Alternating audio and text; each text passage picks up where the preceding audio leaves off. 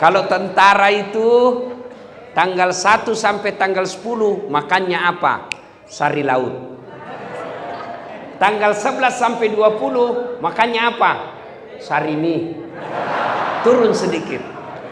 Tanggal 21 sampai 30 saridon. Obat sakit kepala. Gaji habis, cicilan belum lunas.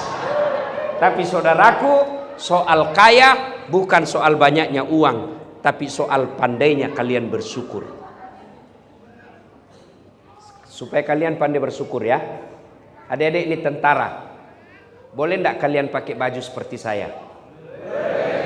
Nah, adik-adik prajurit, boleh enggak pakai baju seperti saya? Boleh. Boleh pakai peci seperti saya? Boleh. Tapi boleh saya pakai bajunya Pak Kolonel? Boleh. Wah, ditangkap saya, Pak. Kenapa? Tentara palsu. Itulah rezeki kalian, tentara. Masih ingat waktu mendaftar? Masih? Berapa orang yang kalian kalahkan? Ratusan. Dan saudara-saudara sekalian yang ceramah di sini sekarang, saya pernah cita-cita jadi akabri. Daftar saya Jalan Garuda, Makassar, depan kantor Pertamina. Saya pergi daftar, tidak lulus. Kenapa? Ceper. Makanya saya tadi lihat ada juga tentara pendek-pendek saya lihat ini. Mirip-mirip aja tinggiku ini. Ya, saya protes kepada Allah waktu itu. Ya Allah, kenapa kau lahirkan saya dalam keadaan pendek? Kau tidak rugi jadi Tuhan kalau kau tambah 1 senti. Teman saya, komandan, lulus. Dia polisi. Sekarang dia, kalau di sini tentara letkol, dia AKBP, reserse, pakai baret merah, Polda Sulawesi Barat. Saya lulus jadi ustadz karena gagal jadi akabri, pakai baret putih. Tapi alhamdulillah dengan baret putih yang saya pakai, mulai baret merah sampai Kopassus, kucaramai kau semua. Berarti jangan pernah sangka buruk dengan apa yang Allah kasih kalian. Waktu mendaftarkan mau semua jadi tentara, ya toh? Tapi ada temanmu yang tidak lulus. Itulah rezeki. Hei, Bu, Ibu, mau enggak saya kasih iPhone? iPhone 15 1 tera. Mau Ibu? Mau? Tapi begitu saya kasih Ibu langsung tuli. Mana yang mau tadi? Ya toh? Berarti yang mahal bukan handphone. Yang mahal telinga. Dan hebatnya ini telinga, tempatnya bagus. Pernah enggak Bapak Ibu bayangkan bagaimana seandainya telinga satu dibawa ketek? Halo, siap komandan. Di mana kau? Iya, dia komandan. Iya. Maka kita ucapkan alhamdulillah. Bu, iPhone 15 itu yang membuat dia mahal karena kameranya. Kamera ada namanya tele, lensa. Itu puluhan juta harganya. Berarti yang mahal ini handphone bukan kamera, tapi apa? Mata. Biar punya kamera, lensa, harga 100 juta, tapi tidak bisa melihat, kau mau apa? Berarti yang mahal bukan handphone, yang mahal bukan lensa, yang mahal Allah kasih kita mata. Hebatnya lagi ini mata, autofokus. Bapak lihat waktu pertama tadi kameraman saya pasang, itu nak putar-putar itu dulu. Kenapa? Mau dilihat fokusnya baik atau tidak. Karena kalau tidak fokus, suaranya ada, gambarnya kabur. Ibu, ini mata autofokus, tidak perlu kau putar-putar. Begitu buka, komandan, siap komandan. Bagaimana seandainya harus diputar? Di tembok duluan mako sama musuhmu, tuk, baru kau putar. Waduh. Iya toh? Hebatnya lagi nih mata, dia bisa bedakan mana istri, mana tetangga. Coba kalau tidak bisa dibedakan prajurit. Kenapa ini malam minggu lain-lain? Wih, ternyata Satpol PP. Maka kita ucapkan Alhamdulillah. Dedek kenal Rizky Ridho? Rizky yang pemain bola kemarin? Kenal? Tahu apa? Rizky Ridho. Kenal Lionel Messi? Kenal? Tahu? Itu gajinya Lionel Messi dikumpul kalian semua satu markas ini belum mengalahkan gajinya Lionel Messi 1 bulan. Apakah dia hebat? Bukan. Karena Allah kasih lutut yang bisa bengkok. Mana bisa Lionel Messi jago kalau lututnya tidak bisa bengkok? Masa main bola begini?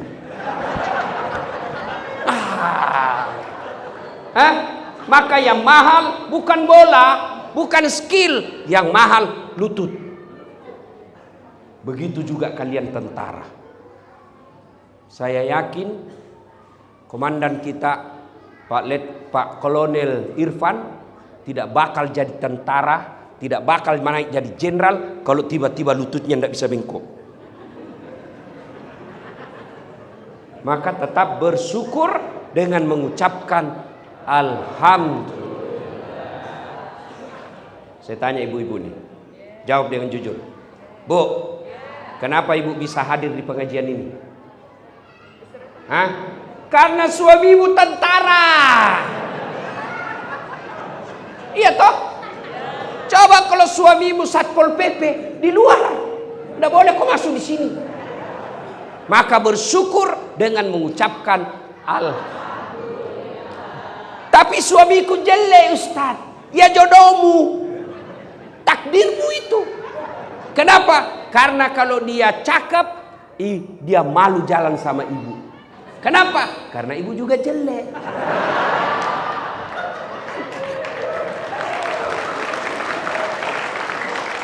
Jelas? Maka selalu mengucapkan Alhamdulillahirabbil. Jangan pernah sangka buruk dalam hidup ini. Yang membuat kalian menderita, yang membuat bapak ibu susah dan sengsara hati, kalau ibu sangka buruk. Bu, tidak mungkin ibu bahagia kalau selalu sangka buruk sama suami. Tidak. Bertahan jadi tentara, anggota Persit. Tapi kalau sangka buruk sama suamimu, sudah gaji sedikit, rumah asrama, mobil-mobil tentara, pergi majelis taklim, kalau naik setengah mati. Sudahlah, saya tahu semua ibu. Iya kan? Ya. Tapi kalau selalu sangka buruk, maka sudah kita susah hidup, tidak bahagia lagi. Tapi kalau ibu bahagia, selalu sangka baik, lihat istri orang mewah mobilnya, bagus rumahnya, tapi ibu bisa berkata, meskipun mobilku tidak baik, tidak semegah kamu, tapi suamiku baik, kami rukun rumah tangga. Daripada kau rumahmu bagus, mobilmu mewah, tapi bertengkar tiap hari. Tapi kalau orang kaya bertengkar tiap hari, masih dinikmati dunianya. Tapi kalau sudah jelek, gaji ala kadarnya, rumah bocor-bocor, bertengkar terus, kapan kalian bahagia? Yang herannya bertengkar, hamil lagi. Ada begitu di sini. Maka resepnya bersyukur, sangka baik. Halo ibu, bu, telepon suami pagi, tidak dijawab. Oh, berarti suamiku lagi latihan. Telepon lagi duhur, tidak dijawab. Oh, suamiku ini sholat duhur. Telepon lagi asar, tidak dijawab. Oh, dia lupa HP-nya ini, kasihan. Tiba-tiba masuk WhatsApp teman asrama. Saya lihat suamimu bonceng cewek cantiknya. Oh, berarti suamiku lagi nge-grab.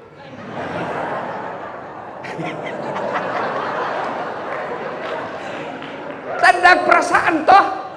Iya. Syukur sangka baik. Ya. Insya Allah kalau selalu bersyukur, kaya kita, Pak. Kalau kita selalu sangka baik, bahagia hati.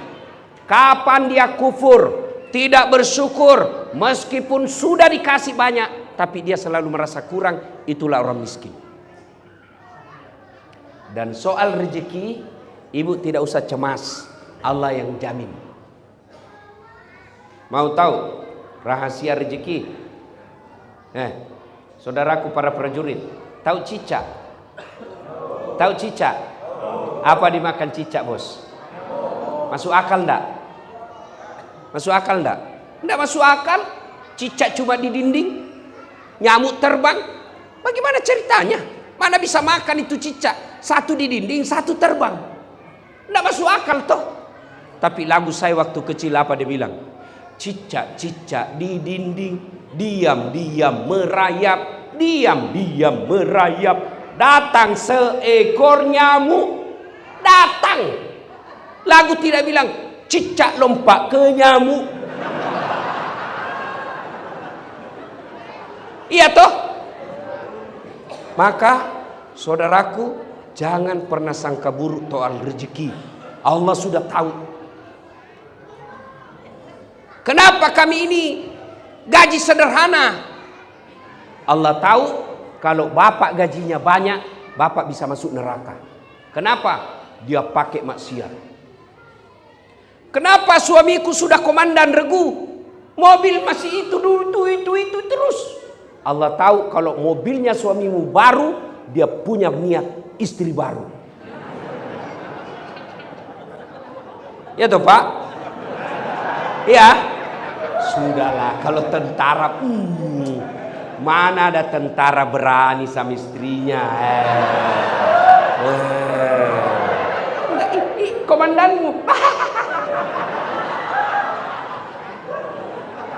Dia bilang teman saya, sebenarnya kami ini tidak takut sama istri. Cuma ini istri sedikit-sedikit melapor sama istrinya komandan. Dan komandan juga takut sama istrinya. Kalau saya, Bu, saya tidak takut sama istri. Demi Allah, saya tidak pernah takut sama istri saya. Cuma istri saya lebih berani dari saya.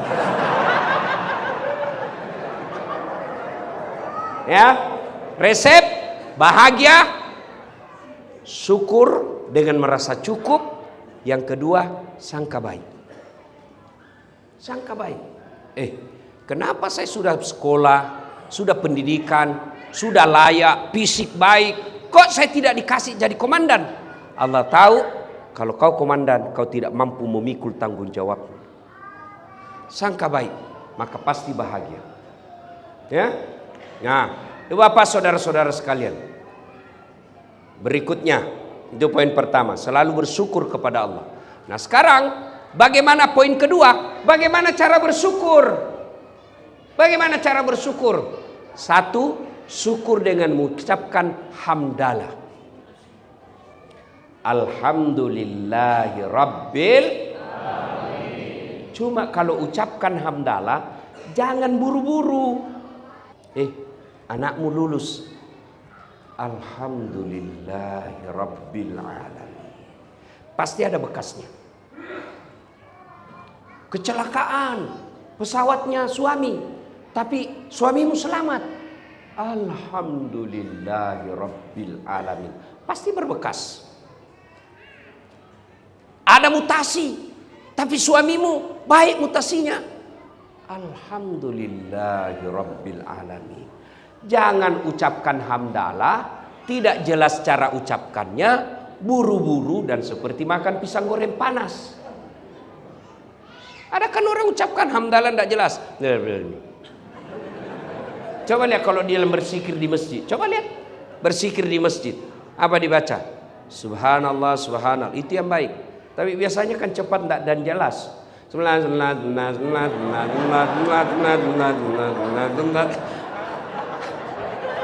Kau ketawa karena membayangkan dirimu semua toh?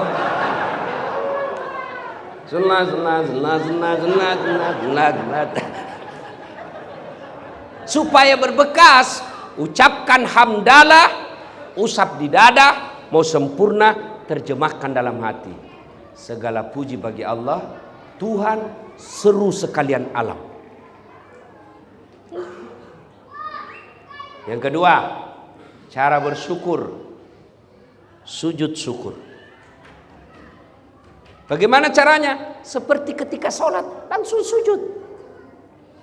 Di mana Ustadz? Bagus di masjid. Boleh wudhu, lebih bagus lagi kalau ada wudhunya. Kalau tidak ada wudhu, tidak apa-apa. Di dalam tugas, lagi kita apa namanya itu? Latihan. Ada kecelakaan dalam latihan. Kita selamat. Alhamdulillahirabbil alamin. Yang kedua, langsung sujud syukur di tempat itu. Dengan ucapan apa? Boleh Bapak contoh ucapan saya, boleh tidak? Begini. Ya Allah, terimalah sujud hamba ini sebagai tanda syukur hamba kepadamu atas nikmat yang kau berikan kepadaku. Saya terbebas dari bencana ini. Dapat pengumuman sekolah, kenaikan pangkat, masuk dalam nama kita. Alhamdulillahirabbil alamin, sujud syukur. Yang kedua cara bersyukurnya, bertafakkur. Apa itu bertafakkur? Evaluasi diri. Gimana caranya? Saya lulus jadi tentara. Maka cara bersyukur yang keduanya, saya gunakan baju tentara saya, amar ma'ruf nahi munkar. Saudaraku para prajurit, kalau saya ceramah, jangan mabuk, jangan minum hamar. Anak muda jengkel, dia kasih kempes ban motorku. Tapi kalau kalian tentara melihat ada mengedarkan minuman dengan baju yang kalian miliki, adakan operasi penangkapan minuman itu, jauh lebih besar efeknya daripada kami yang hanya lisan. Itulah yang disebut menggunakan jabatan kita amar ma'ruf nahi munkar. Dan seorang komandan keliru kalau tidak menggunakan jabatannya masuk surga. Pak Irfan, saya punya pesan. Lebih baik Bapak paksa ini anggota masuk surga daripada dia sukarela masuk neraka.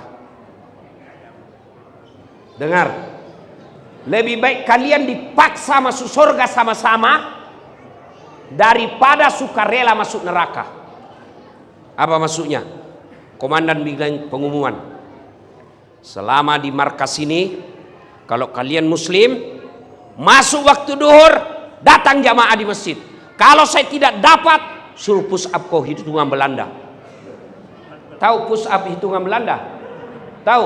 1. Komandan bilang 1, komandan cerita. Nah. 2. Itu namanya dipaksa masuk surga. Itu juga kalau komandannya masuk masjid. Kalau komandan tidak masuk masjid, susah. Maka itulah yang saya istilahkan, kalian harus dipaksa masuk surga daripada sukarela masuk neraka. Coba kalau saya, Pak. Ayo saudara-saudara sekalian prajurit. Markas apa? 1. Grup TKTPA 1. Ayo, mari berjamaah. Tidak ada yang datang. Tapi begitu Pak Irfan katakan, semua pasukan muslim datang berjamaah, belum azan sudah ada di tempat, Pak. Itulah yang disebut menggunakan jabatan untuk ngajak orang masuk surga. Dan kalau kami masuk surga para ulama masih ngantri, Pak. Kenapa ngantri? Banyak anggota. Ulama Indonesia masuk surga masih ngantri toh, Pak. Ulama Jawa Timur, ulama Jawa Barat, ulama Sulawesi Selatan, ulama NU, ulama Muhammadiyah, ulama MUI masuk surga tapi ngantri. Tapi begitu malaikat mengatakan, komandan regu 1, grup 1, Kopassus, silahkan masuk surga. Tidak perlu antri, sendiri Pak Irfan.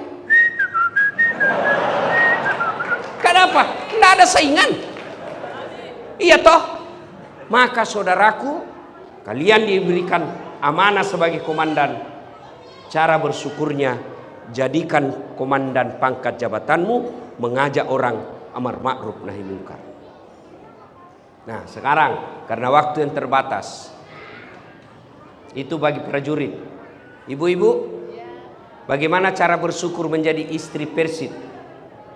1, jadi istri yang soleha. Kata Nabi, perempuan itu paling gampang masuk surga. Cuma yang membuat dia gampang masuk neraka 2 perkara. Ini yang menyebabkan perempuan gampang masuk neraka. Apa itu? 1, tidak bisa jaga lisannya. Gosip. Kalau begini-begini, kumpul begini masih gosip itu. Dia tidak gosip tapi mukanya sinis. Ada orang masuk, dia lihati dari kepala sampai kaki.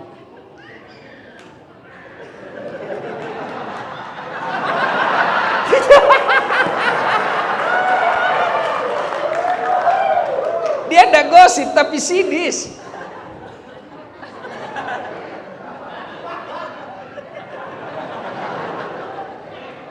Kalau dia berdua, sudah tambah. Apa?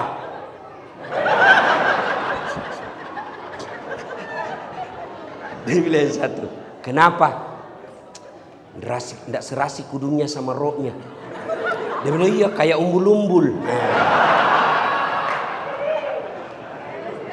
Ya, kalau pagi-pagi dia keliling tawaf, keliling komplek tawaf, cari bahan dia.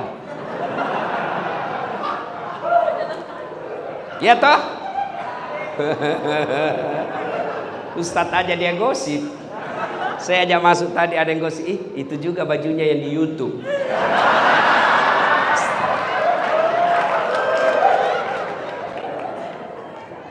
Bu, mau gampang masuk surga? Jaga lisan. Gimana wujud konkretnya bersyukur kepada suami? Suami pergi tugas, suami pergi latihan, suami pergi kerja, istri soleha tinggal di rumah. Dia tidak pergi tawaf, dia tinggal di rumah sholat duha. Selesai sholat duha, dia berdoa, ya Allah, Engkau yang mengatur segala perkara dunia suami saya.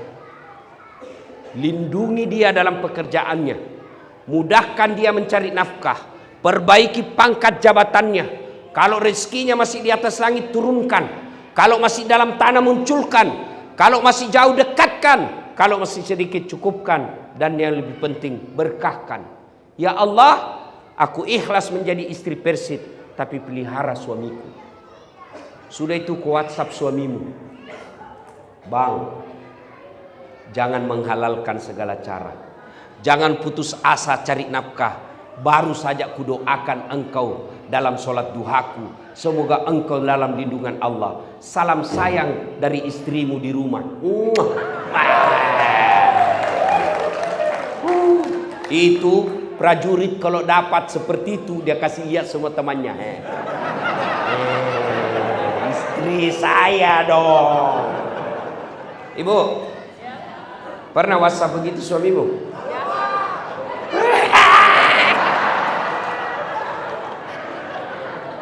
Paling WhatsAppnya apa?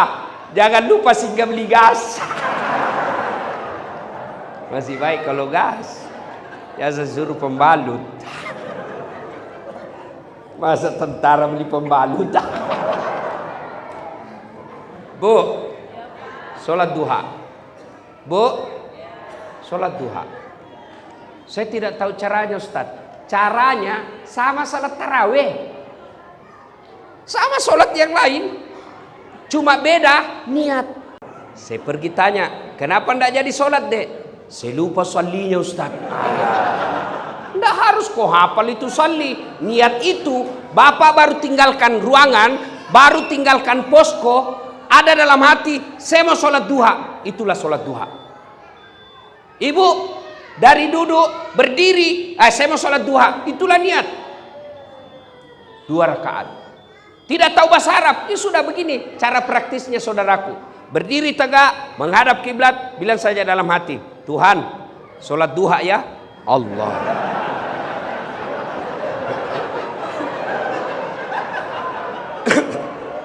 Boleh.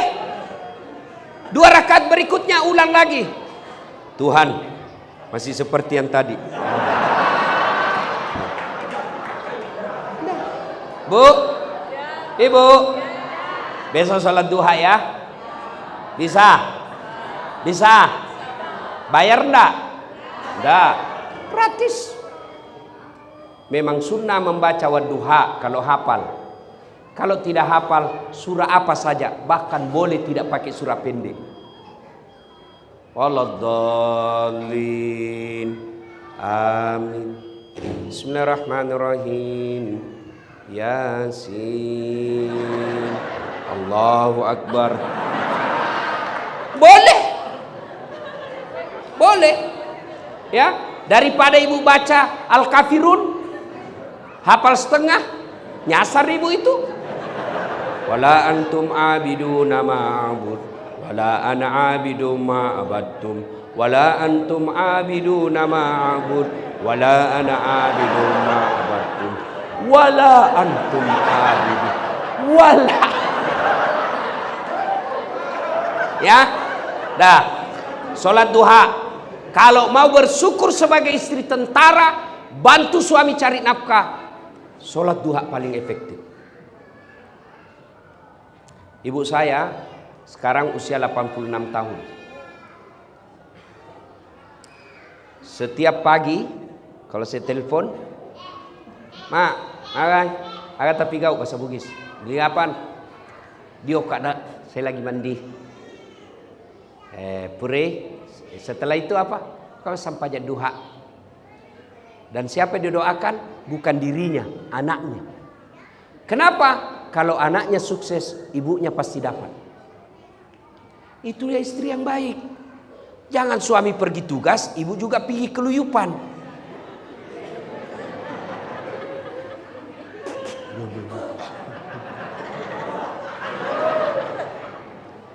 Ikut campur urusannya orang. Iya. Padahal enggak tahu itu. Ya, bener. Itu ibu kalau selalu ikut campur, hidupmu nanti seperti takdirmu toge. Tahu toge? Ibu tahu toge? Toge kan suka ikut campur. Gado-gado ada. Pecel, apalagi makanan khasnya Sunda. Karedo ada. Apalagi? Tahu isi ada. Karena dia selalu ikut campur, Allah takdirkan hidupnya toge semua bengkok. Jadi kalau ada di asrama ibu-ibu pagi-pagi gosip, teriaki saja, toge nih Ya, sudah masuk Isya? Sudah? Belum? Kau bohong lagi. Itu sudah ada tadi bunyi-bunyi. Satu lagi. Kalau ibu mau bersyukur sebagai istri tentara, buat suamimu tenang hatinya. Karena kami suami cari nafkah bisa sukses kalau hati tenang. Kalau suami ngomel, pulang dari kantor dimarah-marahi, ini dulu yang ibu tahu. Ibu pikir gampang jadi suami? Menderita kita jadi suami, Bu. Di kantor, di sini, dimarah-marahi sama komandan. Siap salah komandan. Di tenda, siap salah komandan. Siap salah komandan. Datang sama istrinya dan cerita, kenapa kau tidak lawan? Apa mau dilawan, nah dia komandan. Sampai warung kopi dikejar-kejar tagihan. Di jalan dimaki-maki. Di rumah dihina sama istri. Coba itu jadi suami. Kalau suamimu pergi, Grab, kempes bawa mobilnya, dia tidak telepon itu istrinya. Kenapa? Cukup saya yang menderita, jangan lagi istri saya. Itu toh. Saya tahu kalau itu. Ya, maka istri yang baik, datang suami, dia lagi marah-marah, maka istri yang baik, pertama datang, buka sepatunya suami. Sudah itu duduk, kau peluk. Bila kamu di sisiku, hati rasa syahdu. Oh, kata suaminya, nggak rugi saya pilih kau, dek. Masuk di kamar, berantakan kamar. Apa aja sih kau kerja ini, dek? Peluk lagi dia, baru menyanyi lagi, Bu. Insaflah wah. Itu lagu-lagunya ibu-ibu dulu ya. Ya toh? Lagu-lagu ibu dulu kan nasihat. Kalau lagu-lagunya ibu-ibu sekarang apa? Cikampek, Tasikmalaya. Aku capek gak? Beleng-beleng.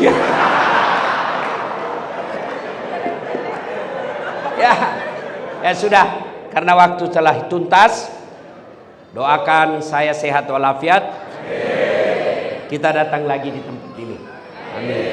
Terima kasih. Jadilah prajurit yang setia kepada Sabta Marga. Jadilah prajurit yang cinta kepada ulama, mencintai rakyat. Karena kami rakyat ini, ketika ada masalah dengan bangsa dan negara, kami ulama hanya pandai berdoa. Tapi kalian para prajurit punya senjata, maka cintai rakyat dan negara dengan senjata yang kalian miliki. Para ibu-ibu prajurit, memang menjadi istri prajurit tidak akan bisa kaya raya. Tapi insya Allah ibu tidak akan jadi miskin.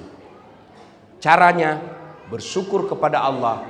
Jadilah istri yang soleha dengan cara membantu suami dalam sholat duha dan menjadikan istri di rumah, membuat hati suami tenang di rumah. Mudah-mudahan ada manfaat. Lebih dan kurangnya mohon dimaafkan. Usikum wa nafsi bitaqwallah. Assalamualaikum warahmatullahi wabarakatuh.